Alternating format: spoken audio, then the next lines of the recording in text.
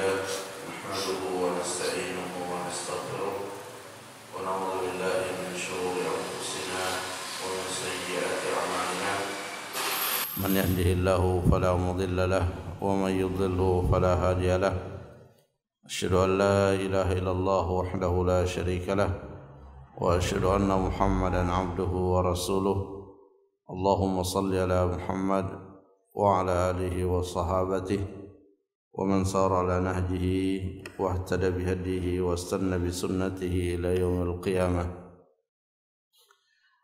يا أيها الذين آمنوا اتقوا الله حق تقاته ولا تموتن إلا وأنتم مسلمون اللهم علمنا بما ينفعنا وانفعنا بما علمتنا وزدنا علما وتوفيقا وألحقنا بالصالحين أما بعد Ma'asyiral muslimin jamaah salat subuh rahimani wa rahimakumullah. Alhamdulillah pada kesempatan ini kita kembali melanjutkan majelis ilmu kita pada penjelasan kitab Taisirul Karimur Rahman fi Tafsir Kalamil Mannan. Dan alhamdulillah kita sudah sampai pada penjelasan ayat-ayat Al-Qur'an yang terdapat di dalam surah Al-Insan. Dan ayat yang terakhir yang kita jelaskan itu firman Allah Subhanahu wa taala, "Inna hadainahu as-sabil imma syakira wa imma kafura." Sesungguhnya kami telah memberikan kepada seluruh manusia dan juga jin as-sabil, jalan.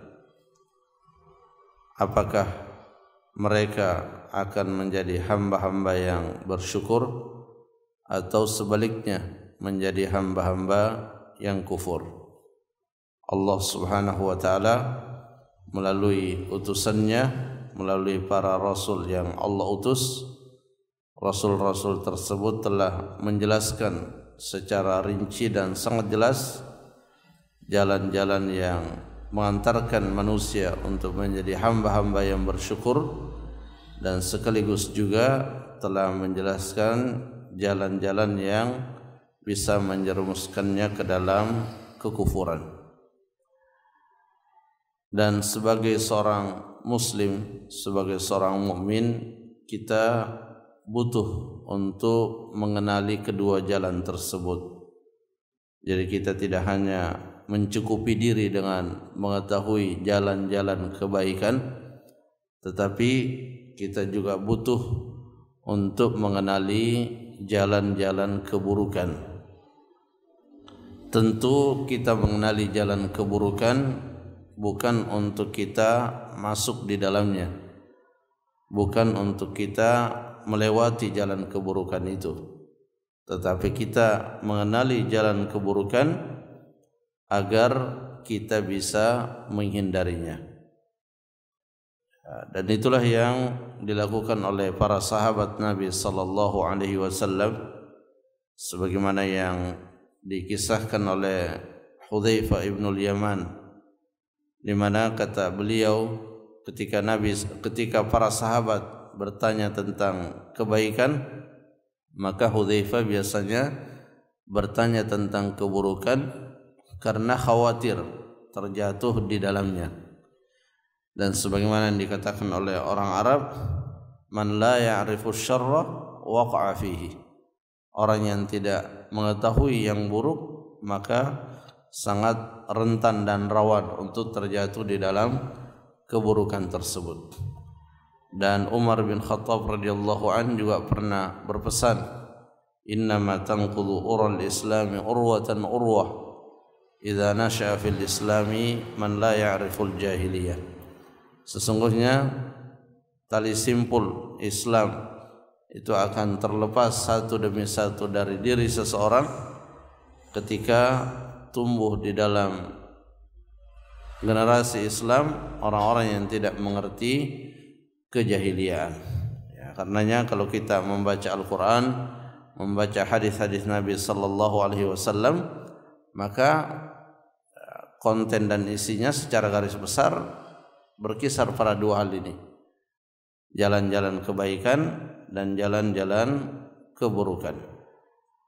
Dan ini yang sangat kita syukuri sebagai seorang muslim, karena tugas kita tinggal mempelajarinya saja. Kita tidak dituntut untuk kemudian membuat jalan sendiri, tetapi kita hanya dituntut untuk mempelajari jalan-jalan yang telah disampaikan oleh Rasulullah Muhammad sallallahu alaihi wasallam. Kita pelajari jalan kebaikan supaya kita bisa berada di atasnya, dan kita pelajari jalan keburukan supaya kita bisa menghindarinya. Jamaah rahimakumullah. Kemudian kita lanjutkan pada ayat yang berikutnya. Allah Subhanahu wa taala berfirman, "Inna a'tadna lil kafirina salasila wa aghlala wa sa'ira. Innal abrara yashrabuna min ka'sin kana mizajuha kafura." Pada kedua ayat ini Allah Subhanahu wa taala menjelaskan ancaman dan janji. Ancaman kepada orang-orang kafir dan janji berupa keutamaan dan fadilah bagi orang-orang beriman. Allah berfirman, "Inna a'tadna lil kafirin."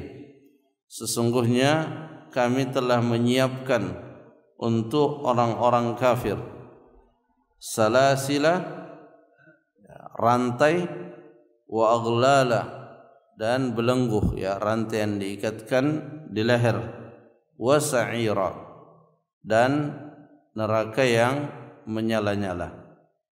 Ya, di ayat lain disebutkan bahwa orang-orang kafir akan diseret di akhirat kelak nanti dengan menggunakan rantai yang diikatkan kepada tangannya sampai kepada kepalanya. Jadi ini adalah salah satu bentuk ancaman yang memang sering kita temukan di dalam Al-Quran. Allah Subhanahu wa taala di dalam mendidik manusia, Al-Quran di dalam memperbaiki diri manusia, itu ada dua uslub dan metodenya. Kadang berupa ancaman dan kadang berupa kabar gembira.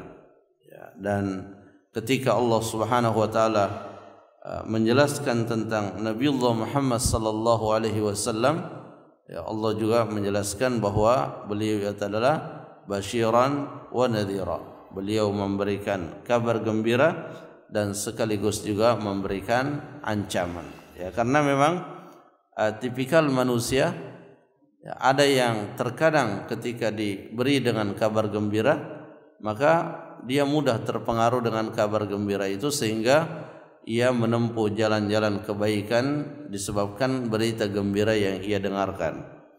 Tetapi ada juga yang lebih terefek dengan hal-hal yang bersifat ancaman.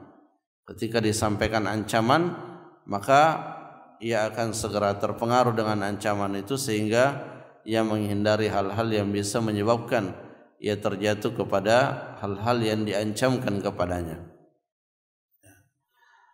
Nah, di sini Allah Subhanahu wa taala memulai dengan menyebutkan ancaman. Inna a'tadna lil kafirina salasila wa aghlala wa sa'ira. Dan Al-Quran, ya, Al-Quran sebagaimana yang Allah sebutkan, ya, dia adalah mathani, ya, wa laqad atainaka sab'an minal mathani wal Qur'anal azim. Dia adalah sesuatu yang berpasangan. Maksudnya Allah Subhanahu wa taala ketika menyebutkan tentang keadaan orang-orang kafir, maka Allah juga akan menyebutkan tentang keadaan orang-orang beriman. Karenanya setelah ayat tadi Allah menyebutkan innal abrara yashrabuna min ka'sin kana mizajuha kafura. Sesungguhnya orang-orang yang baik, al-abrar, Yashrabun, mereka minum dari gelas. Ya, di dalam penjelasan tafsirnya disebutkan gelas ini berisi dengan khamar, ya, berisi dengan arak. Kana mizajuha kafura, yang tercampuri dengan kafur. Dan perlu kita ketahui jamaah sekalian bahwa apa yang Allah sebutkan berupa kenikmatan-kenikmatan di dalam surga yang namanya sama dengan apa yang ada di dunia, maka itu hanya sebatas sama dalam namanya saja, tetapi di dalam hakikatnya tidak sama. Jadi ketika di sini disebutkan khamar, jangan kita membayangkan khamar seperti yang ada di dunia. Sebagaimana halnya juga ketika Allah menyebutkan bahwa di dalam surga itu ada kebun, ada air sungai, dan beraneka ragam kenikmatan yang secara nama itu memiliki kesamaan dengan apa yang kita dapati di dunia, maka itu tidak menunjukkan kesamaan secara hakikat. Allah menyebutkan nama-nama tersebut untuk mendekatkan pada pemahaman seseorang, ya, agar ada gambaran, ya, ada gambaran meskipun tidak menggambarkan secara hakikat, ya, tetapi yang menjadi keyakinan kita bahwa setiap kenikmatan yang Allah sebutkan tentang surga, maka secara hakikat itu melebihi dari apa yang kita bayangkan. Jadi bisa saja kita membayangkan sesuatu tentang kenikmatan surga, tetapi pada hakikatnya jauh melebihi dari apa yang kita bayangkan. Karena kata Nabi sallallahu alaihi wasallam, kenikmatan di dalam surga itu adalah kenikmatan ma la ainun ra'at wa la udhunun sami'at wa la khatara ala qalbil bashar. Dia adalah kenikmatan yang belum pernah terlihat oleh manusia, kemudian belum pernah terpikirkan oleh manusia, belum pernah didengar oleh manusia. Karena dia adalah kenikmatan yang teramat sangat sempurna. Kemudian pada lafaz inna a'tadna, sesungguhnya kami telah menyiapkan, ya, lafaz ini yang kemudian dijadikan dalil oleh para ulama bahwa surga dan neraka itu telah Allah siapkan. Surga dan neraka itu telah ada saat ini dan Allah telah siapkan. Sedangkan al-abrar, ya, orang-orang yang baik yang dimaksudkan di dalam ayat ini diperjelas oleh Syekh Abdurrahman bin Nasir As-Sa'di rahimahullah dengan perkataan beliau, humul ladzina barrat qulubuhum. Al-abrar itu adalah orang-orang yang baik hatinya. Kenapa seseorang itu baik hatinya? Bima fiha min mahabbatillahi wa ma'rifatih. Karena di dalam hatinya tersebut dipenuhi rasa cinta kepada Allah Subhanahu wa taala. Ya. Rasa cinta itulah yang mendorong seseorang untuk taat kepada Allah. Ya. Jadi di dalam Al-Quran, ya, di dalam Al-Quran itu sering kita diberitahu atau diingatkan akan kenikmatan-kenikmatan yang Allah berikan kepada kita. Nah, apa tujuannya? Tujuannya adalah agar kita mencintai Allah. Agar kita mencintai Allah Subhanahu wa taala, karena kita mengetahui bahwa dialah Allah yang telah memberikan kepada kita kenikmatan yang tidak terhingga. Ya, makanya banyak dalam ayat Al-Quran kita diperintahkan untuk mengingat nikmat-nikmat Allah. Ya. Karena sebenarnya tabiat manusia, kalau dia diperlakukan baik oleh seseorang, maka dia akan suka kepada orang yang berbuat baik kepadanya. Nah, kalau kita suka kepada orang yang berbuat baik kepada kita, maka semestinya kita lebih besar lagi rasa suka dan cinta kita kepada Allah Subhanahu wa taala. Karena betapapun baiknya seseorang kepada kita, maka sesungguhnya Allah lebih daripada itu. Jadi kalau kita melihat ada orang yang sangat baik, maka ingatlah bahwa Allah lebih baik daripada orang tersebut. Sehingga kita mencintai Allah, dan orang yang mencintai Allah itu tanda utamanya adalah dia mentaatinya. Ya, jadi ketika ada orang yang mengklaim cinta kepada Allah atau cinta kepada Rasulullah sallallahu alaihi wasallam, maka lihat apakah klaimnya itu betul atau tidak dengan melihat pada bagaimana ketaatannya kepada Allah, bagaimana ketaatannya kepada Rasulullah, bagaimana kecintaannya kepada sunnah Rasulullah sallallahu alaihi wasallam. Ya, sebagaimana juga dikatakan dalam perkataan masyhur di kalangan orang-orang Arab, innal muhibba liman yuhibbu muti'u. Ya, sesungguhnya orang yang mencintai maka dia akan taat kepada orang yang dicintainya.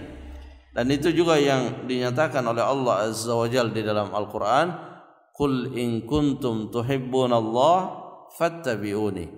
Katakanlah, jika kalian benar-benar mengklaim bahwa kalian mencintai Allah, maka taatilah utusannya. Humul ladzina barrat qulubuhum bima fiha min mahabbatillah wa ma'rifatih. Karena di dalam hatinya terdapat rasa cinta kepada Allah dan pengenalan yang mendalam tentang Allah Subhanahu wa taala. Ini juga berkaitan dengan tumbuhnya rasa cinta, yaitu ketika kita mengenal Allah Subhanahu wa taala. Nah, dari mana kita mengenal Allah? Allah memperkenalkan dirinya melalui nama-nama dan sifat-sifatnya. Ya, Al-Qur'anul Karim itu sangat banyak ayat-ayatnya yang menyebutkan nama-nama Allah dan sifat-sifatnya. Ya, hampir di kebanyakan ayat itu ditutup dengan Alim, Hakim, dengan nama-nama Allah Subhanahu wa taala. Dan setiap nama Allah itu menjelaskan tentang sifat Allah. Sama halnya juga dalam kehidupan kita sehari-hari, kita akan mengenal seseorang dengan pengenalan yang benar, itu bukan melihat pada tampilannya, tapi pada sifatnya. Dan kalau kita sudah mengenali sifatnya, maka kita bisa membedakan, oh ini orang baik, ini orang yang buruk. Nah, Allah Subhanahu wa taala menyebutkan sifat-sifatnya, misalnya Allah Subhanahu wa taala Maha Pengampun. Berarti kita mengenal bahwa Allah Subhanahu wa taala mengampuni. Karena kita mengenal Allah mengampuni, maka kita minta ampun kepada Allah. Allah menyebutkan Ar-Rahman, Ar-Rahim, Maha Pengasih, Maha Penyayang. Berarti Allah mengasihi, maka kita minta belas kasihan kepada Allah Subhanahu wa taala.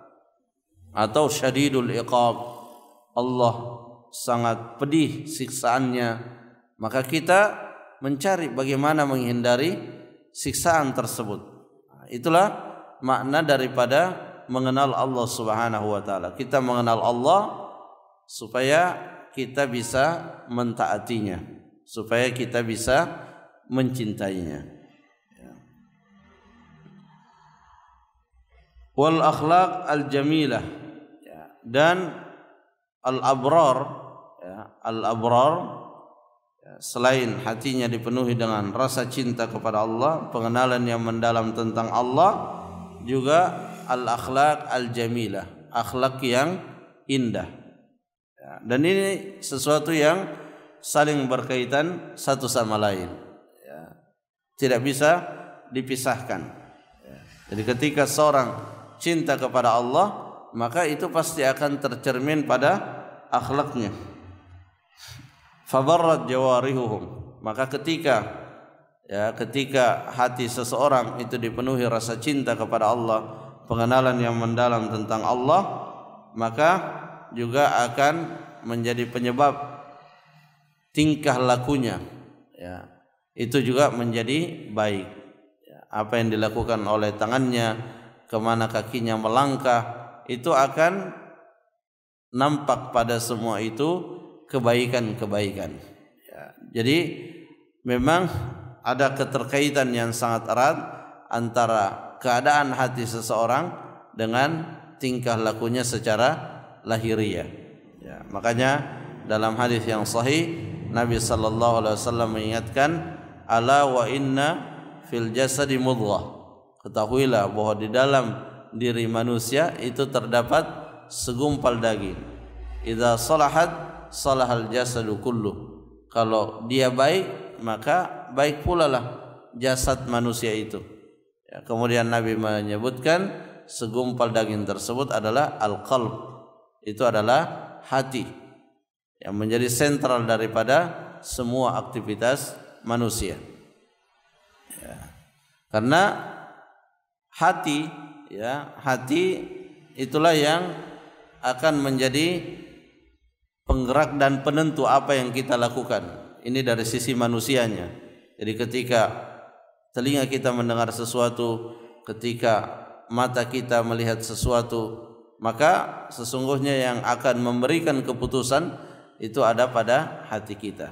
Dan hal yang paling mendasar untuk kita untuk memperbaiki hati seseorang itu adalah dengan menjauhkan hatinya dari segala bentuk kesyirikan kepada Allah Subhanahu wa taala. Itulah yang akan memperbaiki hati kita.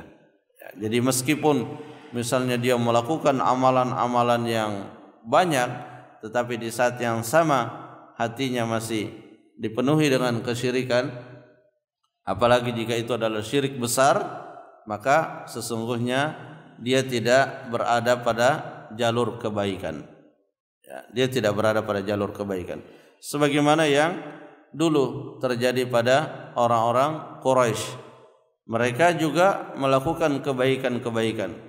Ya, mereka merasa sebagai orang yang baik karena kata mereka, kami memberikan makan kepada orang-orang yang menunaikan ibadah haji, kami memberikan minum kepada orang-orang yang menunaikan ibadah haji. Tetapi Allah sebutkan dalam surah At-Taubah, aja'altum siqayatal hajj wa imaratal masjidil haram kaman amana billahi wal yawmil akhir. Apakah kalian menyamakan memberi makan orang haji, memakmurkan merawat Masjidil Haram itu sama dengan orang yang beriman kepada Allah dan hari akhir? Ini pertanyaan yang bermakna pengingkaran bahwa asasnya adalah keimanan. Asas kebaikan itu adalah tauhid, keimanan. Ya, karena dari situlah manusia itu akan berubah. Ya, tanpa tauhid maka tidak akan berubah. Ya, dalam surah Ar-Ra'd Allah Subhanahu wa taala mengatakan, innallaha la yughayyiru ma biqaumin hatta yughayyiru ma bi anfusihim. Sini Allah, ya, ayat yang sangat penting bahwa perubahan itu terjadi, ya, perubahan pada seseorang itu terjadi. Benar Allah yang akan merubah orang tersebut, tetapi kata Allah, Allah tidak akan merubah orang itu hatta yughayyiru ma bi anfusihim, hingga orang itu merubah ma bi anfusihim, apa yang ada di dalam jiwa-jiwa mereka. Nah, apa yang harus dirubah paling pertama supaya kita benar-benar berubah? Kita lihat, ya, kita lihat apa yang dibawakan oleh para nabi dan rasul ketika menghadap kepada kaumnya. Ya, yang mereka sampaikan itu adalah tauhid, bagaimana mereka mentauhidkan Allah dan menjauhi segala bentuk kesyirikan. Nah, jika itu telah terpatri di dalam hati seseorang, ya, dia telah mewujudkan tauhid di dalam dirinya, menjauhi segala bentuk kesyirikan, maka terlihatlah perubahan itu. Dan itu bisa kita lihat kepada orang-orang yang memeluk agama Islam, yang tadinya dia kufur, kafir, kemudian dia memeluk agama Islam. Kita melihat pada diri orang tersebut semangat berbuat kebaikan, ya, perubahan yang sangat drastis. Atau orang-orang yang taubat dari suatu kemaksiatan karena ilmu, maka juga kita akan lihat pada mereka semangat di dalam melakukan kebaikan, ya, karena memang Allah Subhanahu wa taala, ya, telah menjanjikan hal tersebut. Faulaika yubaddilullahu sayyiatihim hasanat. Ya, jadi ketika seseorang bertaubat, ya, artinya berubah. Ya, kenapa dia berubah? Karena dia bersihkan hatinya, dia rubah hatinya. Allah kemudian merubah, orang tersebut, faulaika yubaddilullahu sayyi'atihim hasanat, maka Allah Subhanahu wa taala akan merubah yang keburukan-keburukan yang mereka lakukan menjadi kebaikan. Ya, dijelaskan juga oleh Syekh Sa'di bahwa makna merubah keburukan menjadi kebaikan adalah orang tersebut dijadikan ya, fasilitas yang dia miliki, baik itu panca inderanya termasuk di dalamnya waktu yang dia punya, yang tadinya dia gunakan untuk keburukan itu berubah dia gunakan untuk kebaikan.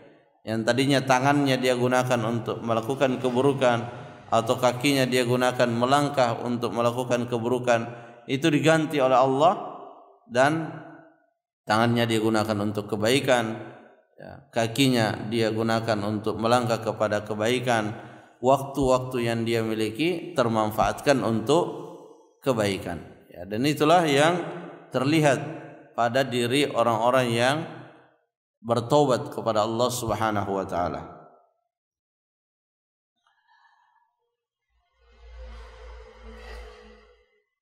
Jadi barrat jawarihuhum, ya, jadi menjadi baik, ya, menjadi baik tampilan dirinya itu disebabkan baiknya keadaan hatinya. Wasta'maluha bi'amalil bir, akhirnya anggota tubuhnya, ya, panca indera yang Allah berikan kepadanya itu mereka gunakan di dalam kebaikan-kebaikan, sehingga jadilah orang itu dikatakan al-abrar. Ya, jadi al-abrar itu kebaikan lahiriah yang sumbernya adalah baiknya hati seseorang. Ada juga yang lahiriahnya baik tapi tidak berpijak kepada keimanan, maka sungguhnya dia bukan orang baik. Ya, orang baik itu yang kebaikannya berpijak kepada hati yang baik, itu berpijak kepada keimanan.